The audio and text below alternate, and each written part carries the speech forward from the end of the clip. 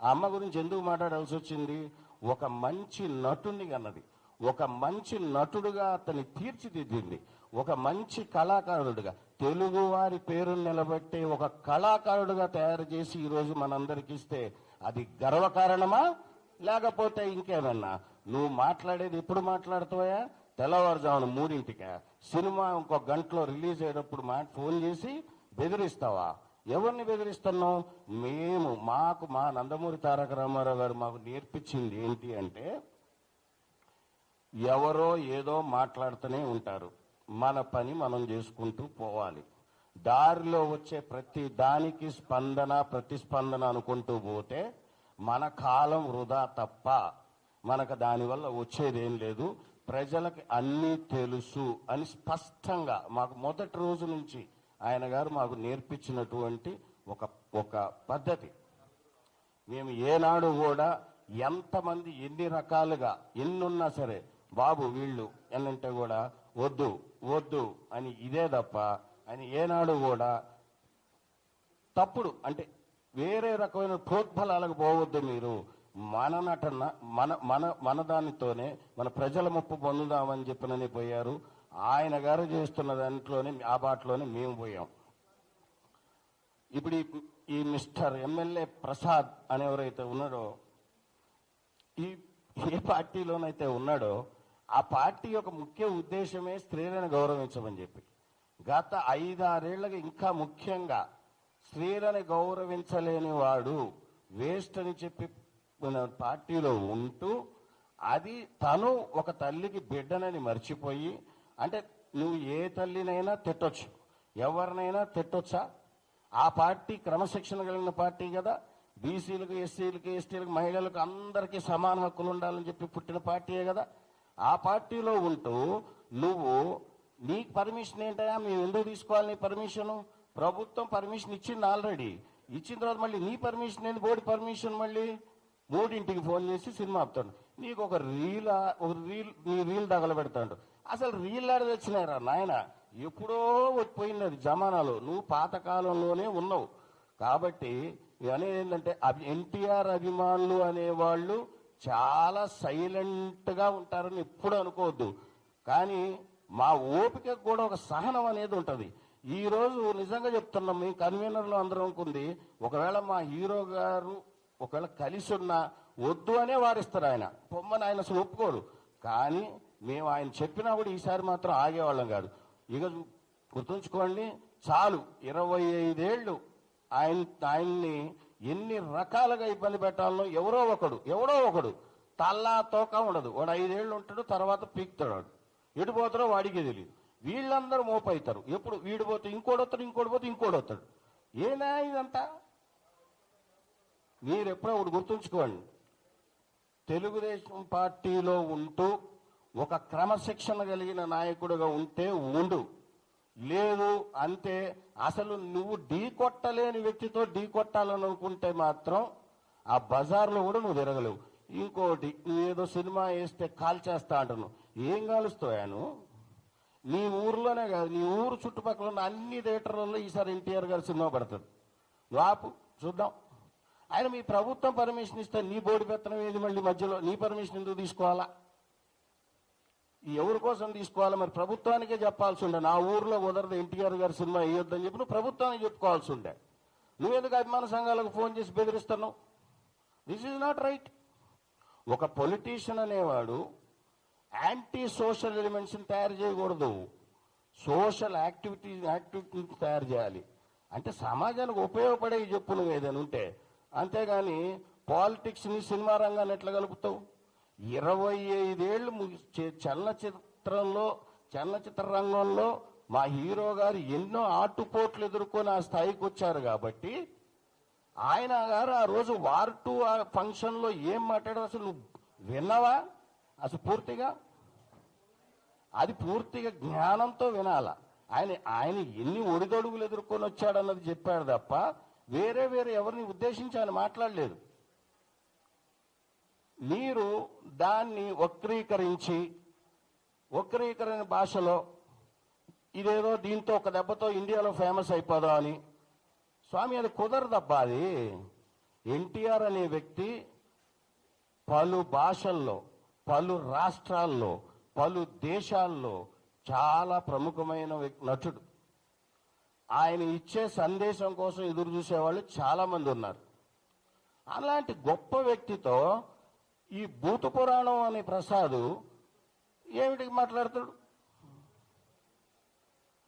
ఇప్పుడు మా అందరం కోరుకునేది ఒకటే అండి, ఈ మిస్టర్ సోకాల్డ్ ప్రసాద్ ఎవరైతే ఎమ్మెల్యే ఉన్నాడో ఆయన గారు ఏదో ముందు మాట్లాడేసి రాత్రిపూట తెల్లారుజామున అది జోష్లో మాట్లాడిండో ఎట మాట్లాడిండో ఆ మూడింటికంటే అది మీరే అర్థం చేసుకోండి. నెక్స్ట్ డే ఏదో ఒక బెడ్రూమ్లో కూర్చొని ఒక సెల్ఫీ వీడియో తీసేసి పెట్టేసి నా పని అయిపోయిందని చేతులు దులుపుకుంటే కుదరదు. మీరు బహిర్గతంగా అందరు ప్రెస్ వాళ్ళని పిలిచి, ఎన్టీఆర్ అభిమానులను పిలిచి, అక్కడ బాధ్యుల్ని పిలిచి, మీరెవరికైతే ఫోన్ చేసి బెదిరించారో ఆయన్ని పక్కన కూర్చోబెట్టుకొని మీరు క్షమాపణ చెప్పండి. ఇక ఇంతే ఎన్టీఆర్ ఫ్యాన్స్ ఏమన్నా వాళ్ళు సైలెంట్గా ఉంటారు అంటే ఇక అయిపోయింది. 25 ఏళ్ళు ఎదురు అయిపోయింది. ఇక ఆగేది లేదు. What NTR fans can do అన్నది ఇక నుంచి మీకు చూస్తారు. గతం, చరిత్ర, ఇప్పుడు జరగబోయేది చూడండి. కాలం ఎప్పుడూ ఒకేలాగా ఉండదు. మిస్టర్ ప్రసాద్, మీరు క్షమాపణ అనేది 2-3 రోజుల్లోనే తెలియపరచకపోతే మేమైతే అభిమానులు మేము ఆపాలనుకునే వాళ్ళు ఎంత ట్రై చేస్తున్నా చాలా మంది ఆగలేని పరిస్థితుల్లో ఉన్నారు, తట్టుకోలేవు. నువ్వు కొంచెం జాగ్రత్త. నువ్వు అతన్ని ఇమీడియట్గా మా అభిమాని ఎవరినైతే బెదిరించావో, అతనికి ఏదైతే ప్రాణహాని ఉంది, ఏదో అతన్ని ఏదో చేస్తా అని బెదిరిస్తున్నావో ఒక్కసారి టచ్ చేసి చూడబ్బా. థియేటర్లో కాల్ చేస్తా అంటున్నావు, అసలు నీకు దగ్గర ఎన్ని ఉంటాయబ్బా? థియేటర్లో ఎంతమంది ఉంటారబ్బా? నువ్వు ఎవరి మీద పోగలుగుతావబ్బా? ఒక థియేటర్లో ఎన్ని సీట్లు ఉంటాయి తెలుసా నీకు? అసలు ఒకటండి, జరిగిన దానికి క్షమాపణ చెప్తూ అతని యొక్క వంకర బుద్ధికి, అతనికి సంస్కారం లేదు, తల్లిదండ్రుల పట్ల గౌరవం లేదు. నాకు తెలిసి వాళ్ళ ఇంట్లో వాళ్ళు కూడా తిట్టుంటారు ఇది జరిగిన తర్వాత. ఆ 3 టైంలో జరిగింది. తర్వాత అతను పశ్చాత్తాపడి ఉన్నాడో లేదో మనకి తెలియదు, కానీ అతనిని క్రమశిక్షణ కలిగినటువంటి ఒక పార్టీగా పెద్ద ఆయన స్థాపించింది. నందమూరి తారక రామారావు గారు స్థాపించిన పార్టీలో ఒక ఎమ్మెల్యేగా ఉన్నాడు కాబట్టి ఆయన మీద యాక్షన్ తీసుకుంటేనే రాబోయే తరాలు, రాబోయే ఎమ్మెల్యేలు ఎవరైనా సరే, యువకులైనా సరే, అనుభవజ్ఞులైనా సరే, నందమూరి వారి ఫ్యామిలీ జోలికి రావాలంటే భయం ఉండాలి. నువ్వు అదే నందమూరి వారు స్థాపించినటువంటి పార్టీలో అదే జెండా నీడలో ఎమ్మెల్యే అవుతారు, మంత్రులు అవుతారు, కానీ వాళ్ళ కోడలను తిడతారు, కొడుకుని తిడతారు, మనవాళ్ళని తిడతారు. ఇది ఎక్కడ న్యాయం అండి? నీకు అంతకు ఇష్టం లేకపోతే మా పార్టీలోకి రా. మా ఎన్టీఆర్ గారు పార్టీలకి సినిమా రంగం వేరు సెక్టార్లు. పార్టీ అనేది ప్రజలకు సేవ చేయటానికి ఉంది. సినిమా రంగం అనేది ప్రజలకి మంచి వినోదం ఇస్తూ మంచి చెడులకు వ్యత్యాసం తెలిపేది సినిమా రంగం. నువ్వు ఈ రెండింటిని ఎట్లా కలుపుతావు? అసలు నీకేం సందర్భం? నీ ఫ్లెక్స్లు ఎందుకు వేయాలి? మాకేం అవసరం? మా హీరో ఫ్లెక్స్లతో మేము వేసుకుంటాం. మా అభిమాన సంఘాల వాళ్ళు మిమ్మల్ని డొనేషన్లు అడుగుతున్నారా? వాళ్ళు కష్టపడి సంపాదించిన దాంట్లో హీరో మీద ఉన్న అభిమానంతో వాళ్ళు తిండి తినక వాళ్ళు ఏదో అభిమానం. మీకు ఇంకో విషయం చెప్తున్నానండి, ఏనాడు కూడా మా హీరో గారు మీరు బాగుండాలి, బాగుపడాలని చెప్తుంటాడు తప్ప మీ ఇంట్లో డబ్బులు తీసి ఖర్చు పెట్టొద్దు, నా కోసం చేయొద్దు, ఒక పాల ప్యాకెట్ కూడా తీసి పాలు పోయొద్దు అని చెప్పే వ్యక్తి. అంత మంచి వ్యక్తిని పట్టుకొని అతని పని అతను చేసుకుంటా పోతా ఉంటుంటే మీరందరూ ఒక చీడ పురుగుల్లాగా మధ్యలో వచ్చేసి ఇందులో భావాలు వేరే రకమైనటువంటి పదజాలాలు వాడుకుంటూ మొత్తాన్ని సమాజంలో ఉన్న ఒక కల్మషం లేని మనిషి యొక్క జీవితంలోకి అనవసరమైన సంఘటనలన్నీ తీసుకొని వస్తున్నారు. ఇది పూర్తిగా ఖండించదగ్గ విషయం. మిస్టర్ ప్రసాద్, నువ్వు ఇప్పుడు ఏడనో మాకు తెలియదు. నువ్వు అనంతపూర్లో ఉన్నావా, విజయవాడలో ఉన్నావా, హైదరాబాద్లోనే ఉన్నావా మాకు తెలియదు. మీరు ఫస్ట్ ఇమీడియట్గా ప్రెస్ మీట్ పెట్టి మా హీరో గారి అమ్మగారికి మీరు బహిర్గతంగా క్షమాపణ చెప్పాల్సిందే. నేను ఒకటి చెప్తున్నా, ఇంకొక చిన్న మాట గుర్తుంచుకో మిస్టర్ ప్రసాద్. అమ్మగారు ఎంత ఎందుకంటే ఎక్కడైనా ఆమె గారి చూసిన ఆయన ఎక్కడైనా కొడుకుని ఎంత చక్కగా పెంచుకొని మనందరికీ తెలుగు వారికి అందించింది.